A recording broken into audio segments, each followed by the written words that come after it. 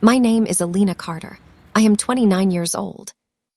On the night that was supposed to be the most beautiful moment of my life, my wedding, everything shattered in front of me. It started quietly, too quietly. My husband-to-be's family, wealthy, polished, admired by everyone in the room, decided my father didn't belong among them. They didn't say it directly at first. No, people like them never do. They smiled. They whispered. They laughed just loud enough. They looked at his worn suit, his old shoes, and turned him into a joke. And the worst part, the man I was about to marry stood there and let it happen. That was the moment something inside me changed forever. The hall was glowing with golden light. Crystal chandeliers sparkled above us, soft music floated through the air, and every table looked like it belonged in a magazine. Everyone kept saying the same thing: "It's perfect." But perfection has a way of hiding the truth. I stood near the stage, smiling, thanking guests, playing the part of the happy bride.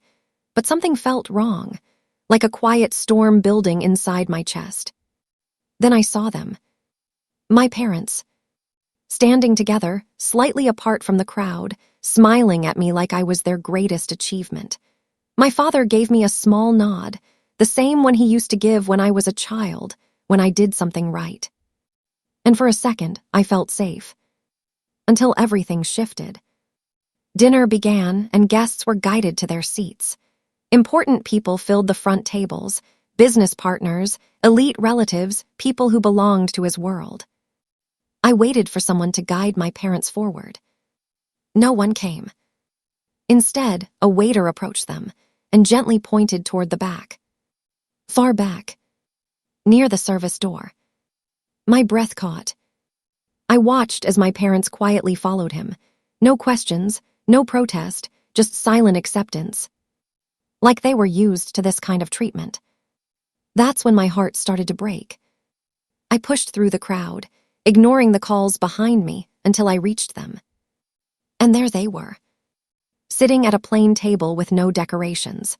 No flowers, no candles, just noise from the kitchen behind them, plates clattering, voices shouting, heat spilling through the swinging door.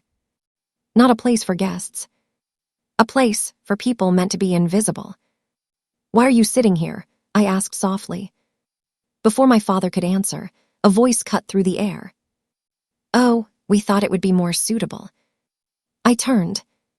His mother stood there, surrounded by perfectly dressed women, their smiles sharp and empty.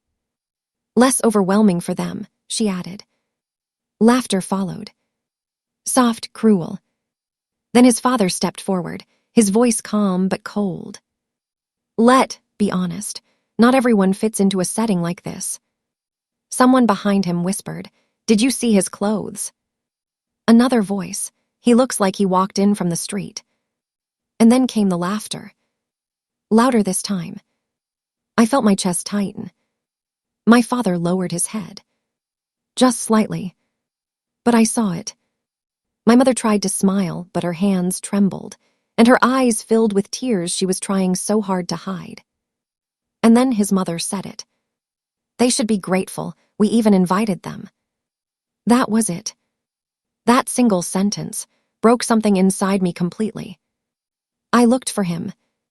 For the man who promised to stand beside me. He wasn't far. Watching everything. For a moment, our eyes met. I waited. I waited for him to step forward, to say something to stop this. But he didn't. Instead, he smiled. And then he laughed. Not awkwardly. Not nervously. He laughed like this was normal. Like this was acceptable. Like my parents were nothing. And in that moment, I felt nothing at all. No anger. No confusion. Just clarity. I turned and walked toward the stage. Each step steady, each breath controlled. The whispers started behind me, but I didn't stop. I reached the microphone, picked it up, and the entire hall fell silent. Enough. My voice echoed, sharp and unshaking. Every eye turned toward me. "You've all been enjoying this evening, laughing, celebrating. I paused, pretending everything here is perfect. Silence spread like a shadow. I raised my hand and pointed toward the back. That man sitting there, the one you just laughed at, is my father. The room froze. He spent his entire life working with his hands, so I could stand here today. No one moved. No one spoke. And the woman beside him, my mother, who gave up everything for me. My voice softened just slightly. You made her cry tonight. A tear slipped down her cheek again. And this time, everyone saw it. Then I turned to him. You. His smile disappeared instantly. I waited for you to say something. A pause. You didn't. My voice grew colder. You stood there and laughed. The weight of my words hit him hard. So let me make one thing very clear. I took a step forward. A man who is ashamed of my father will never be my husband. Gasps filled the room. He tried to move toward me. Elena, wait. I raised my hand. No. Silence again. Then I smiled slightly. But that's not even the most important part. Confusion spread across the crowd. I turned toward his parents. You spent this entire night deciding where my family belongs. I paused. Now let me show you where you stand. The firm that holds a major share in your company. I let the silence stretch. Belongs to me. At first, nothing. Then whispers. Phones came out.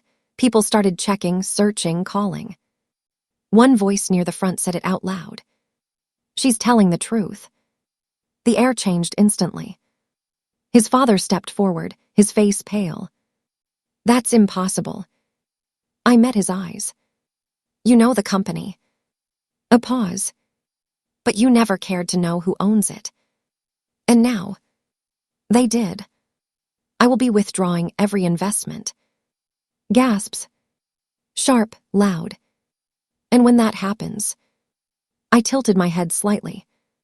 We'll see how strong your empire really is. Panic spread like fire. Voices overlapped, phones rang. But I stayed calm. Because for the first time that night, I was in control. I removed the ring from my finger. The small sound of metal sliding against skin echoed through the silence. I placed it down. This wedding, I looked at him one last time, is over. And just like that, it was. I stepped down from the stage and walked straight to my parents. My mother looked at me, her eyes still wet. I gently wiped her tears. Then I took my father's hand. Let's go home. He didn't speak, but his grip said everything. We walked through the same crowd that had laughed moments ago, now completely silent.